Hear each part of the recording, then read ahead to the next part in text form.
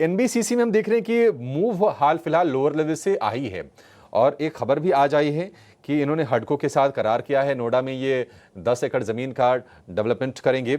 NBCC chart पर आपको कैसा लग रहा है? 100 रुपए के आसपास तो धीरे धीरे करके ये पहुंच गया है फिर से। क्या ये हडल क्रॉस करेगा और इस लेवल पर यहां पर लॉन्ग बनता है आपके हिसाब से? अभिषेक जी, इस स्टॉक पे मेरी भी नजर है। यहाँ पे जो 200 दिन का मूविंग एवरेज है वो 97.5 के करीबन है। तो ये एक कंडीशनल बाय के तौर पे नजर में है ऑलरेडी। ये स्टॉक 97.5 के ऊपर जिस दिन भी बंद देगा वहां से एक अच्छी तेजी हो सकती है। तो आप एक कंडीशनल बाइंग के तौर पे ये इसको ले लीजिए। 97.5 के ऊपर आप ये इसका बाय बनता है यहाँ पे। और इसका इमीडिएट टारगेट जो रहेगा 105 का रहेगा। और इसमें आपको स्टॉप लॉस लगाना होगा नीचे की तरफ 94 का। के टारगेट 94 के स्टॉप लॉस एनबीसीसी के लिए आपके लिए खरीदारी करने की सलाह है। पावर की बात करें, कल पावर में ना हम एचबीएल पावर की चर्चा कर रहे थे। कल बहुत ही शानदार तेजी थी। केईसी इंटरनेशनल टीएनडी सेगमेंट से जुड़ी कंपनी है। इनको ना ऑर्डर मिला है 1000 करोड़ रुपए से ज्यादा का और 1000 रुपए के भाव के ऊपर आकर ये शेयर कारोबार कर रहा है। 1700 करोड़ रुपए का ऑर्डर है, माफ कीजिएगा। केईसी इंटरनेशनल, इस पर भी अवनी जी आप ही व्यू दीजिए।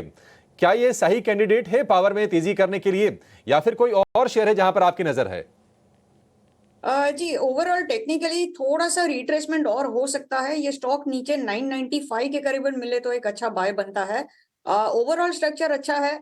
सो बायस पॉजिटिव ही रखना है। लेकिन ये जो इतना चला है पिछले 4-5 दिनों में, उसके बाद में अभी रिट्रेसमेंट मोड पे है। तो ये नीचे 995 के करीबन आ सकता है, वहां पे खरीदारी कर सकते हैं।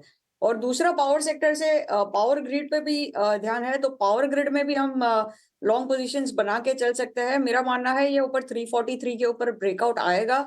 और इसके बाद में इसका जो नेक्स्ट टारगेट बनता है वो सीधा होता है 365 रुपए का। लेकिन इसमें भी ऊपर के तरफ 341 ये लेवल पार हो जाए, इसके ऊपर बंद आ जाए तो फिर यहाँ पे लॉन्ग पोजीशंस बना सकते हैं।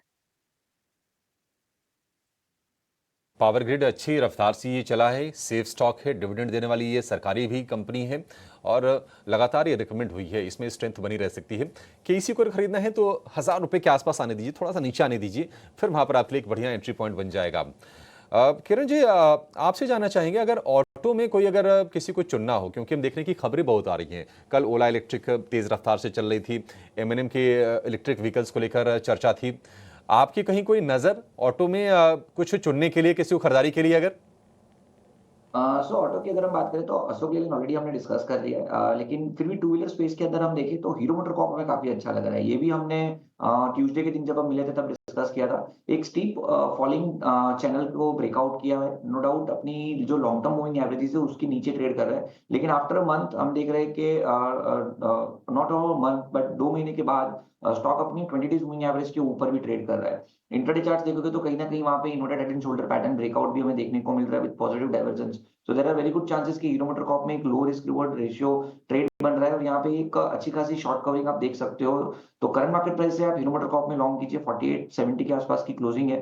करंट मार्केट प्राइस से कोई भी डिप आता है 4850 तक तो आप लॉन्ग कीजिए। 4800 का आप स्टॉप लॉस मेंटेन कीजिए और इमीडिएट लेवल पे आप 5150 तक के टारगेट देख सकते हो। तो रिस्क रिवॉर्ड रेशियो काफी अच्छा है, मेरे हिसाब से हीरो मोटर कॉर्प में लॉन्ग करना चाहिए। 4500 का स्टॉप लॉस